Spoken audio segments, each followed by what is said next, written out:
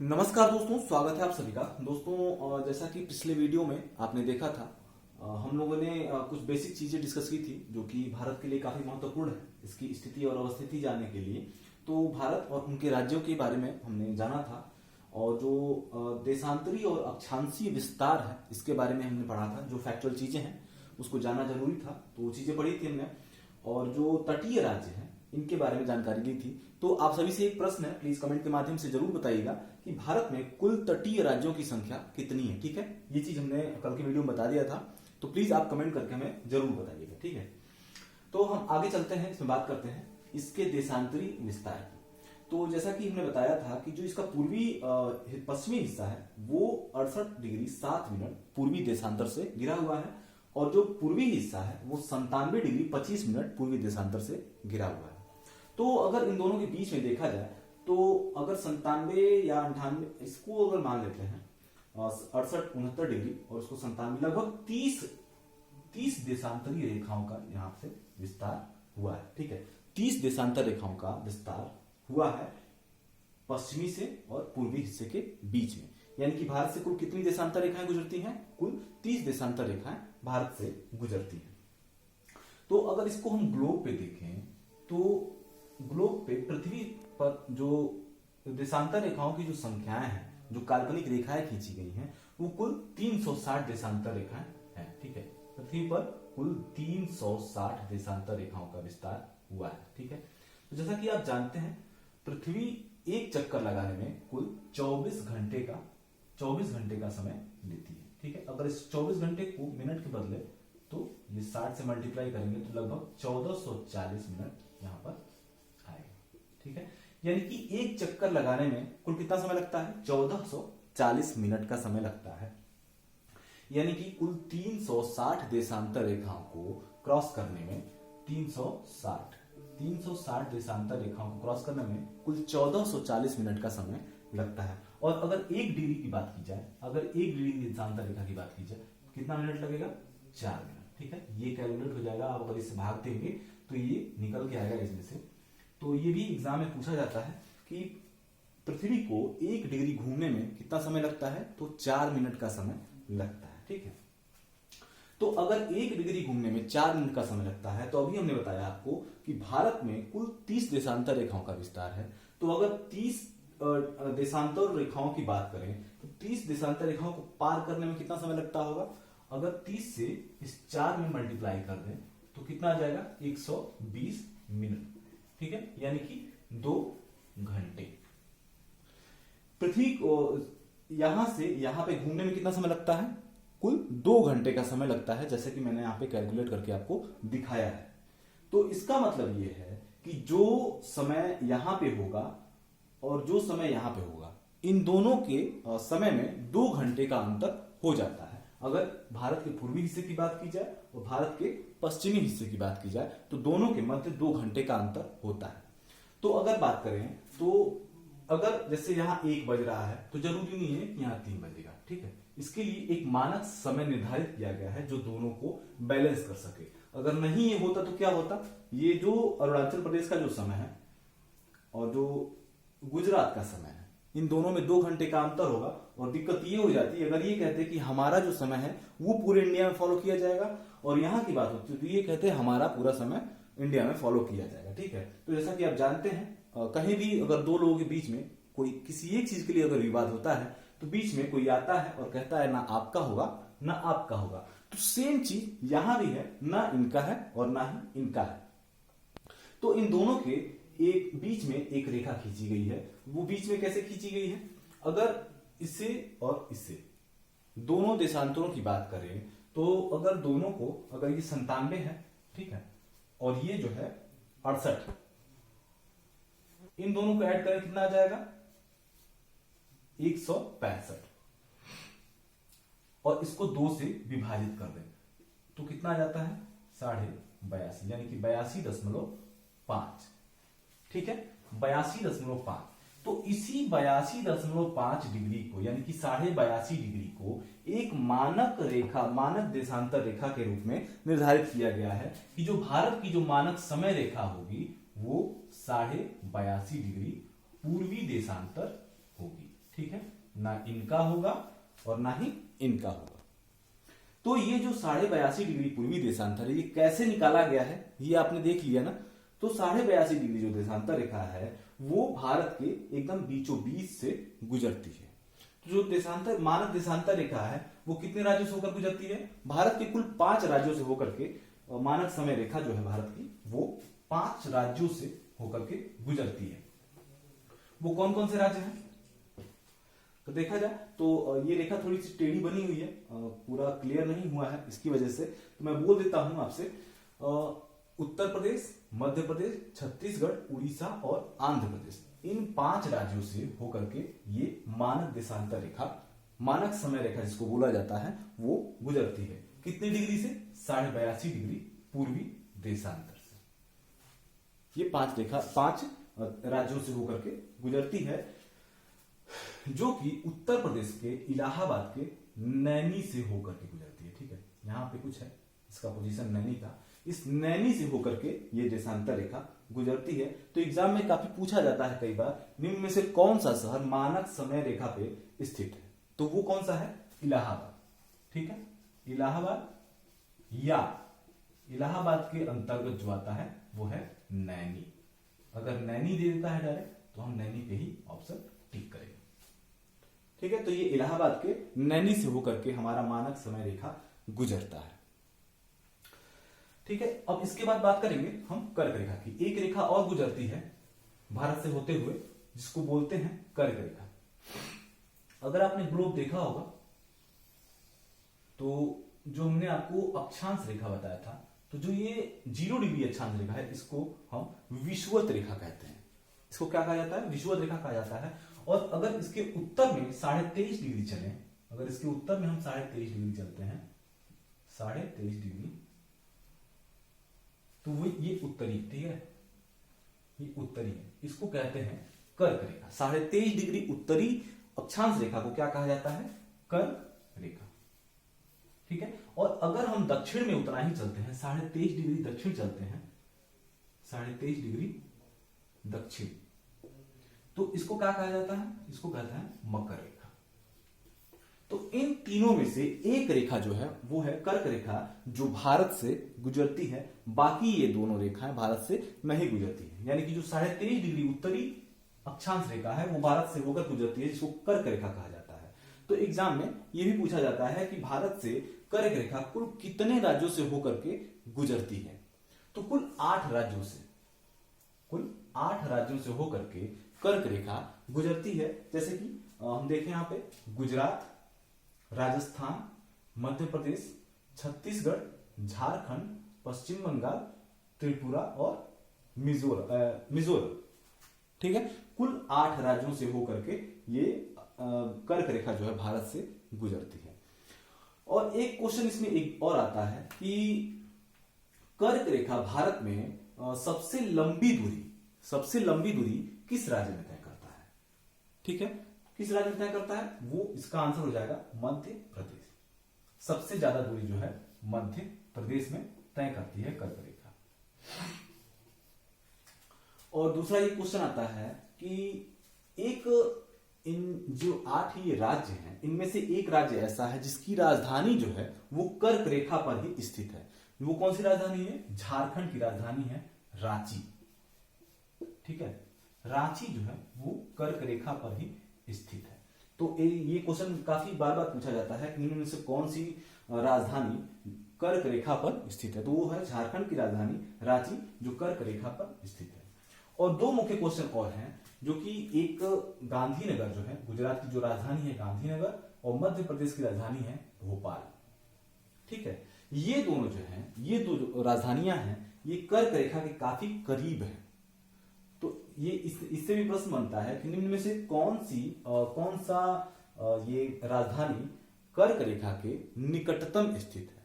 तो अगर उनमें से कोई भी एक आता है, गांधीनगर और भोपाल, तो इनमें से किसी को एक टिक कर देंगे। और अगर दोनों आता है, गांधीनगर और भोपाल दोनों आता है, तो उसमें सबसे निकटतम कौन सा हो जाएगा? वो होगा भोपाल। भोपाल जो है सबसे निकटतम राजधानी है कर्क रेखा पर, और सब कर्क रेखा पर स्थित कौन सी है? वो है रांची। ठीक है, तो इसको अपने शब्दों में आप लिख सकते हैं, नोट डाउन कर सकते हैं, जो भी है ताकि ये आपको बार बार पढ़ना ना पड़े कहीं से और देखना ना पड़े। अब आते हैं भारत के स्थलीय सीमा की तरफ। हमने कल तटीय राज्यों के बारे में पढ़ा था और तटों को देखा था कि कौन कौन से राज्य तटीय है, कितने राज्य तटीय हैं। तो आप इसको आंसर जरूर करिएगा कि कितने तटीय राज्य हैं। अब हम स्थलीय सीमा के बारे में बात करेंगे, ठीक है। तो स्थलीय सीमा कौन है? कल मैंने बताया था कि भारत जो है तीन तरफ से सागर से घिरा हुआ है। इधर जो है वो है अरब सागर, इधर हिंद महासागर और इधर बंगाल की खाड़ी। तीन तरफ से पानी से ये घिरा हुआ है। जो ये नीचे का हिस्सा है, यहां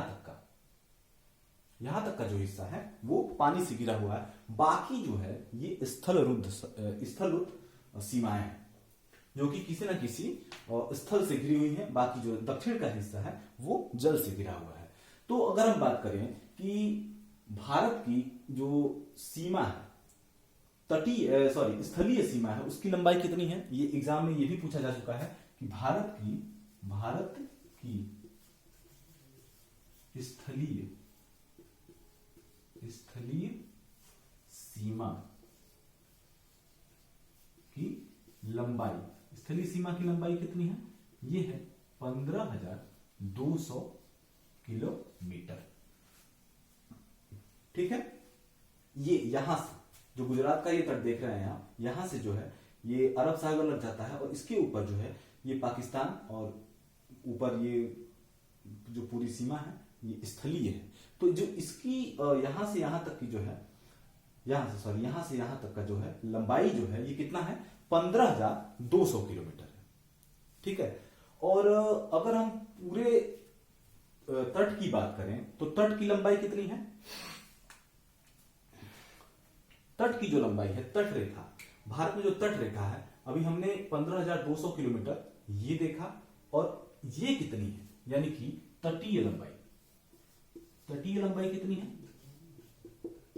तटीय लंबाई है 6100 किलोमीटर, यानी कि 6100 किलोमीटर जो है ये लंबाई इसकी है। जो किसी जल से लगा हुआ सीमा है उसकी जो लंबाई है वो 6100 किलोमीटर है। तो ये मुख्य जो सीमा है, भारत की जो मुख्य सीमा है, ये इसकी बात होगी। मुख्य सीमा हम क्यों कह रहे हैं? क्योंकि बहुत सारे द्वीप हैं जो अभी हमने बताएंगे आगे चल के। जैसे यहां पर है लक्षद्वीप, जो कि कई द्वीपों से घिरा हुआ है, और बाकी यहां पर अंडमान निकोबार द्वीप है, ठीक है। ऊपर अंडमान है और नीचे निकोबार है, जो कि कई द्वीपों में, अलग अलग द्वीपों में बटा हुआ है। जो कि ये जो हिस्सा है हिमालय पर्वत का, वो अगर देखें तो अराकानियोमा जो पर्वत है उसी के कुछ हिस्से हैं। बाकी उसको हम बाद में डिस्कस करेंगे और अगले वीडियो में हम इन द्वीपों के बारे में चर्चा करेंगे। तो फिलहाल अगर हम बात करें तो द्वीपों समेत भारत की कुल लंबाई कितनी है? द्वीपों समेत, यानी कि अगर हम द्वीपों को ऐड कर लें इसमें, द्वीपों समेत भारत की भारतीय सीमा की लंबाई, द्वीपों समेत भारतीय सीमा की लंबाई कितनी है? भारतीय सीमा की लंबाई वो कितनी है? वो है 7516 किलोमीटर, यानी 7516 किलोमीटर अगर पूरे कंट्री की बात की जाए। सॉरी, ये तट की बात की जाए, ठीक है। द्वीपों समेत अगर तट की बात की जाए, तट रेखा की लंबाई, सिर्फ अगर तट की ये मुख्य जो सीमा है उस तट की बात की जाए तो वो है 6100 किलोमीटर। और अगर द्वीपों समेत तट रेखा की बात की जाए, ये भारतीय तट सीमा है, तट सीमा की लंबाई की बात की जाए तो वो है कुल 7516 किलोमीटर, ठीक है। तो इस चीज को भी आप ध्यान रखिएगा, बार बार एग्जाम में पूछा जाता है।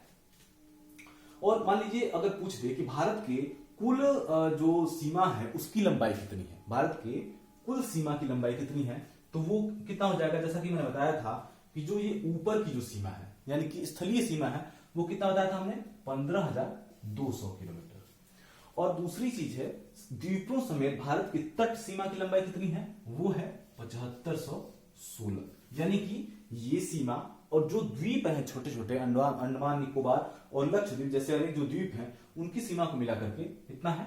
7516 किलोमीटर। अब इनको ऐड कर दें तो ये कितना हो जाएगा,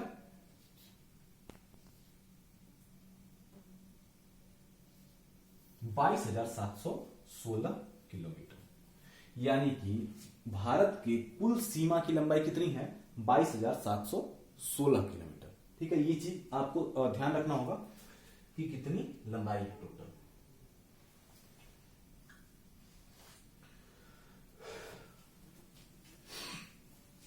अब हम बात करेंगे भारत के जो इंटरनेशनल जो बॉर्डर है उनके बारे में। ठीक है, कि जो स्थलीय राज्य हैं उनसे अलग अलग कई सारे देश हैं जिनसे इनकी सीमा लगती है।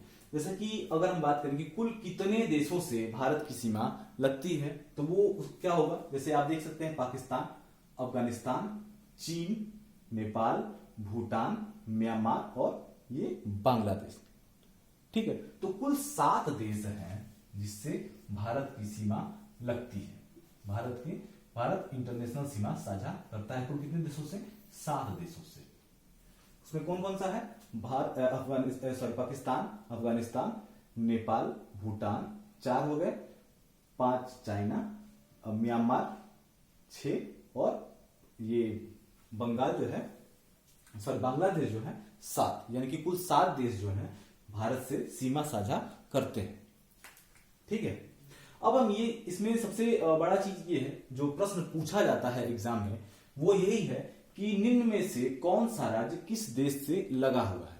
मेनली क्वेश्चन यही आते हैं इसमें। तो आप देख सकते हैं जो पाकिस्तान की जो सीमा है, अगर हम सिर्फ पाकिस्तान की बात करें तो पाकिस्तान जो है यहां गुजरात से लगा हुआ है, गुजरात, राजस्थान, पंजाब, जम्मू कश्मीर और लद्दाख। ये जो हिस्सा था पहले पूरा, ये जम्मू कश्मीर का हिस्सा था जो कि एक राज्य के रूप में था, लेकिन इस समय जो है ये दोनों जो है यानी कि लद्दाख और जम्मू कश्मीर ये के एक केंद्र शासित प्रदेश में कन्वर्ट कर दिए गए हैं। ठीक है, तो अगर बात करें पाकिस्तान की बात करें कि पाकिस्तान किससे किससे अपनी सीमा बनाता है, तो उसमें कौन कौन से राज्य आ जाएंगे, गुजरात, राजस्थान, पंजाब और हिमाचल प्रदेश। ठीक है, ये राज्य जो हैं पाकिस्तान से अपनी सीमा साझा करते हैं।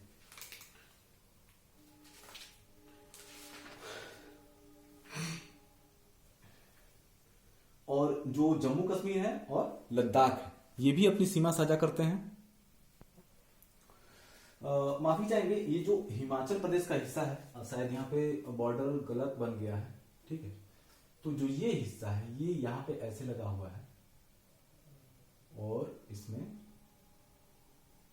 इससे जुड़ा हुआ नहीं है। ठीक है,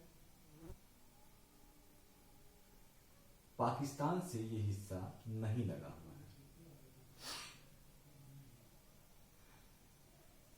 तो यानी कि कुल कितने राज्य हैं पाकिस्तान से, 1 2 3, यानी कि कुल राज्यों की संख्या पाकिस्तान से देखी जाए तो 3 राज्य ऐसे हैं जो पाकिस्तान से सीमा बनाते हैं और 2 केंद्र शासित प्रदेश हैं जो कि पाकिस्तान के साथ सीमा बनाते हैं। ये एग्जाम में बार बार पूछा जाता है कि कुल कितने राज्य जो हैं, या किसी भी देश से पूछ सकता है, जैसे पाकिस्तान से पूछ सकता है कुल कितने राज्य पाकिस्तान से सीमा बनाते हैं, या निम्न में से कौन सा राज्य किसी केंद्र शासित प्रदेश के साथ सीमा साझा करता है, तो वो कौन सा हो जाएगा, पाकिस्तान, जो कि जम्मू कश्मीर और लद्दाख से सीमा साझा करता है। ठीक है, उसके बाद बात करें अफगानिस्तान की, तो अफगानिस्तान जो है वो किससे सीमा साझा करता है, वो किसी भी राज्य से सीमा साझा नहीं करता है, सिर्फ और सिर्फ एक केंद्र शासित प्रदेश से सीमा साझा करता है जिसका नाम है लद्दाख। ठीक है, इसके पहले ही जब पूरा जम्मू कश्मीर था तो अफगानिस्तान भी एक राज्य के साथ सीमा साझा करता था, लेकिन आज के डेट में सिर्फ और सिर्फ एक केंद्र शासित प्रदेश के साथ अपनी सीमा बनाता है।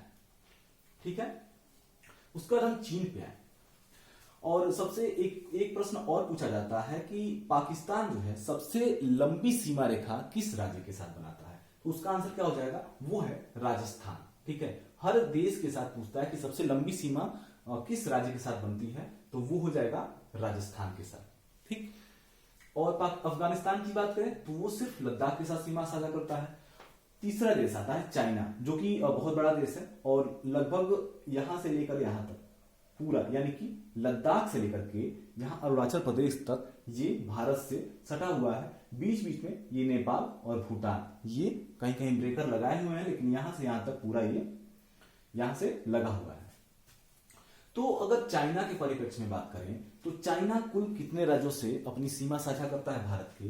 तो अगर हम बात करें लद्दाख को भी ऐड करते हैं अगर, तो लद्दाख, हिमाचल प्रदेश और उत्तराखंड, उसके बाद आता है सिक्किम, उसके बाद अरुणाचल प्रदेश, यानी कि कुल कितने राज्य हो गए? 1, 2, 3 और 4। ठीक है, कुल 4 राज्य हैं जो कि चाइना से सीमा साझा करते हैं और एक जो है केंद्र शासित प्रदेश यानी कि लद्दाख, यानी कि 4+1, 4 राज्य और एक केंद्र शासित प्रदेश। केंद्र शासित प्रदेश कितने हैं? 1, यानी कि कुल 5 राज्य चाइना से अपनी सीमा साझा करते हैं। उसके बाद हम आते हैं म्यांमार पे। म्यांमार को कौन से किससे किससे करता है? यहां पे अगर देखें तो इसकी जो सीमा है वो यहां से ऐसे स्टार्ट होती है और नीचे यहां तक आके खत्म होती है।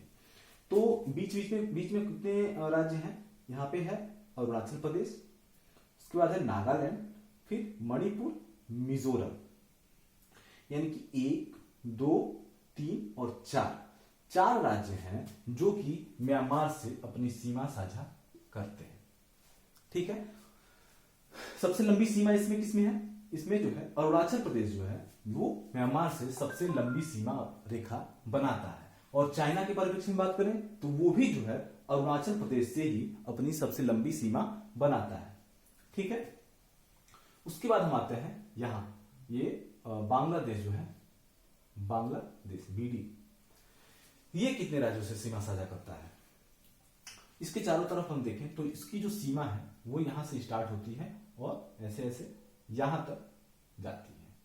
तो अगर राज्यों की बात करें तो ये पश्चिम बंगाल है जो कि यहां तक है। ठीक है, पश्चिम बंगाल, मेघालय, त्रिपुरा और मिजोरम, यहां तक ये अपनी सीमा लगाता है और कुल 5 राज्यों से अपनी सीमा साझा करता है। ठीक है, कौन कौन सा है? पश्चिम बंगाल, और यहां पे जाएंगे तो ये असम भी है, इसमें असम, मेघालय, त्रिपुरा और मिजोरम, यानी कि कुल 5 राज्य हैं जिससे ये अपनी सीमा साझा करता है। ठीक है, और एक प्रश्न इसमें और आता है कि बांग्लादेश जो है वो किस राज्य को 3 तरफ से घिरे हुआ है? भारत के किस राज्य को 3 तरफ से घिरे हुआ है? तो वो है त्रिपुरा। जैसा कि देख सकते हैं ये त्रिपुरा है और त्रिपुरा जो है तो त्रिपुरा के पश्चिम में भी बांग्लादेश है, इसके पूरब में भी बांग्लादेश की सीमा है और इसके दक्षिण में भी, यानी कि 3 तरफ से बांग्लादेश की सीमा त्रिपुरा से लगी हुई है। इस तरीके से भी प्रश्न आता है कि भारत का कौन सा राज्य 3 तरफ से अंतरराष्ट्रीय सीमा बनाता है? तो वो कौन सा राज्य है? वो है त्रिपुरा। ठीक है, त्रिपुरा जो है 3 तरफ से अंतरराष्ट्रीय राज्य सीमा। बाकी 2 बचते हैं, एक है नेपाल और दूसरा है भूटान। इसको थोड़े ध्यान से समझने की कोशिश कीजिएगा। नेपाल जो है एक उत्तराखंड, उत्तर प्रदेश, बिहार और पश्चिम बंगाल तथा सिक्किम। ध्यान देने वाली बात क्या है, जैसे लोग जो भी छात्र हैं अगर एग्जाम में पूछा जाता है तो वेस्ट बंगाल को मिस कर देते हैं। उनको यही लगता है, कभी कभी जो नहीं ध्यान दे पाते हैं उनके साथ ये दिक्कत होती है, वो वेस्ट बंगाल को क्लियर कर देते हैं, मतलब अलग कर देते हैं और सीमा नहीं बना पाते हैं। लेकिन आज अगर आप एटलस में देखेंगे तो इसमें देख पाएंगे कि ये उत्तराखंड, उत्तर प्रदेश, बिहार, पश्चिम बंगाल और सिक्किम, यानी कि कुल 1, 2, 3, 4, 5 राज्य ऐसे हैं जो कि नेपाल से अपनी सीमा साझा करते हैं। ठीक है, 1, 2, 3, 4, 5, यानी कि उत्तराखंड, उत्तर प्रदेश, बिहार, पश्चिम बंगाल और सिक्किम 5 राज्य ऐसे हैं जो कि नेपाल से अपनी सीमा साझा करते हैं। उसके बाद एक लास्ट आते हैं भूटान। भूटान के अगर देखें तो भूटान के चारों तरफ जो है, एक तरफ जो है चीन है, यानी कि जो तिब्बत राज्य है चीन का वो है, और दूसरी तरफ जो है पश्चिम में सिक्किम है और इधर पश्चिम बंगाल है, फिर असम है और इधर ये अरुणाचल प्रदेश है, यानी कि 1, 2, 3 और 4 राज्यों से भूटान अपनी सीमा साझा करता है। ये जो क्वेश्चन है जो भी अंतरराष्ट्रीय सीमा वाले हैं डायरेक्ट पूछता है कि निम्न में से जैसे पूछ देगा कि नेपाल जो है कुल कितने राज्यों से सीमा साझा करता है भारत के, तो कुल 5 राज्यों से, भूटान जो है 4 राज्यों से। ठीक है, तो इस तरीके के प्रश्न इसमें बनते हैं। एक प्रश्न और आता है कि जैसे सिक्किम जो है ये कितने देशों से सीमा साझा करता है? 1, 2 और 3। ठीक है, 1, 2 और ये चीन, यानी कि नेपाल, भूटान और चाइना। इस तरीके से प्रश्न पूछ सकता है किसी भी राज्य को लेकर के कि ये कुल कितने देशों से अपनी सीमा, अंतरराष्ट्रीय सीमा बनाता है। ठीक है, तो जितने भी हमने बताया है, जितने भी जो भी इंटरनेशनल बॉर्डर है हर देश के साथ, उन सब के बारे में हमने चर्चा की है। तो इनको अगर एक लाइन में लिख लेंगे, हर देश के साथ जितने भी राज्य सीमा अपना साझा कर रहे हैं, तो याद करने में काफी आसानी होगी। एक प्रश्न और देख लेते हैं कि भारत का कौन सा राज्य सबसे ज्यादा राज्यों से अपनी सीमा साझा करता है? अगर सीमा की बात कर रहे हैं तो एक चीज ये भी देख लें, अगर डोमेस्टिक बात की जाए तो निम्न में से कौन सा राज्य जो है सबसे ज्यादा राज्यों के साथ अपनी सीमा साझा करता है? तो वो कौन सा है? वो है उत्तर प्रदेश। ठीक है, ये यूपी स्पेशल में भी ये प्रश्न पूछा जा सकता है। तो उत्तर प्रदेश जो है कुल कितने राज्यों से सीमा साझा करता है? उत्तराखंड, हिमाचल प्रदेश, हरियाणा, राजस्थान, मध्य प्रदेश, छत्तीसगढ़, झारखंड और बिहार। ठीक है, जैसे कि आप जानते हैं उत्तराखंड जो है ये उत्तर प्रदेश से ही अलग हुआ है और झारखंड जो है बिहार से अलग हुआ है। तो इन दोनों के साथ ये अपनी सीमा बनाता है। और सबसे लंबी सीमा किससे बनाता है? वो है मध्य प्रदेश से। आप देख सकते हैं यहाँ पर ऐसे कितना घुमावदार ये मोड़ बना हुआ है, उसकी वजह से इसकी सीमा बहुत ही ज्यादा लंबी हो जाती है। और सबसे छोटी सीमा किससे बनाता है? तो वो है हिमाचल प्रदेश। ये बार बार ये भी मिस्टेक होता है लोगों से, ये इसको स्किप कर जाते हैं कि इसकी सीमा उत्तर प्रदेश से लगी है या नहीं। ठीक है, तो हमने आपको काउंट करवाया है 1, 2, 3, 4, 5, 6, 7, 8, यानी कि कुल 8 राज्यों से अपनी सीमा साझा करता है उत्तर प्रदेश। और एक इंटरनेशनल सीमा भी है इसकी, नेपाल की। और साथ ही साथ एक चीज और इसमें डिस्कस करेंगे, जो भी सीमा रेखाएं हैं उनके बारे में, क्योंकि बार बार एग्जाम में पूछा जाता है कि निम्न देशों से कौन कौन सी सीमा रेखाएं खींची गई हैं। ठीक है, तो सबसे पहले उसमें हम डूरंड रेखा की बात करेंगे। डूरंड रेखा, ठीक है, ये रेखा का नाम है डूरंड रेखा। डूरंड रेखा जो है वो पाकिस्तान और अफगानिस्तान के मध्य में है। पाकिस्तान और अफगानिस्तान के मध्य में जो सीमा रेखा है उसी को डूरंड रेखा कहा जाता है। ठीक है, एक्चुअली ये जो है भारत और अफगानिस्तान के बीच में ये रेखा खींची गई थी, जबकि जब पहले ये जो पाकिस्तान का जो ये हिस्सा है ये भारत में था, तब भारत की सीमा यहां तक होती थी। ठीक, तब उस समय अफगानिस्तान और भारत को डिवाइड करने के लिए, अलग अलग करने के लिए उसके बीच में एक सीमा रेखा निर्धारित की गई थी जिसका नाम है डूरंड रेखा। ठीक है, लेकिन इस समय देखा जाए तो ये रेखा जो है पाकिस्तान और अफगानिस्तान के बीच में है और थोड़ा सा यहाँ पर लद्दाख से लगा हुआ है। यानी कि अगर भारत की बात करें तो अफगानिस्तान और लद्दाख के बीच में ये सीमा रेखा है जिसका नाम है डूरंड रेखा। ठीक है, उसके बाद बात करते हैं हम रेड क्लिफ। ठीक है, रेड क्लिफ रेखा, रेड क्लिफ सीमा जो है ये किसके मध्य में है? ये पाकिस्तान और भारत के बीच में है। उस समय बनाया गया जब भारत और पाकिस्तान दोनों अलग अलग हुए, तो उस समय ये सीमा रेखा निर्धारित की गई जिसको कहा गया रेड क्लिफ। यानी कि रेड क्लिफ सीमा रेखा किसके बीच में है? पाकिस्तान और भारत के मध्य में जो रेखा खींची गई है उसको रेड क्लिफ रेखा, सीमा रेखा कहा जाता है। ठीक है, उसके बाद हम बात करें तो तीसरी रेखा जो है मैकमोहन रेखा।